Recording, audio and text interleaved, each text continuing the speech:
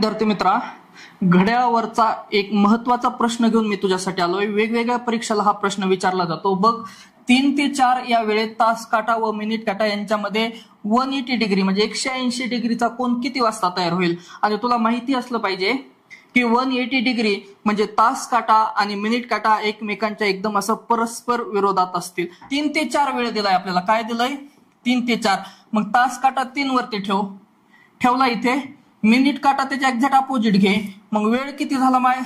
3 वाजून 45 मिनिटं। या 45 ला पुन्हा एकदा लिहायचं, भागिले 11 करायचं। 11 4 44, हे 4 यामध्ये ऍड कर म्हणजे वेळ होईल 3 वाजून 49, बाकी उरेल 1/11।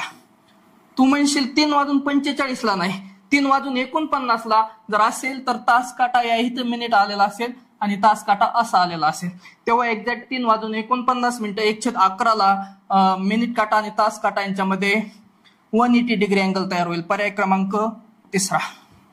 असेच नवनवीन शॉर्ट ट्रिक्सनं वेगवेगळे व्हिडिओ, वेगवेगळे लेक्चर पाहण्यासाठी, वेगवेगळे प्रश्न पाहण्यासाठी आपल्या चॅनलला नक्की लाईक, फॉलो आणि शेअर करा। धन्यवाद।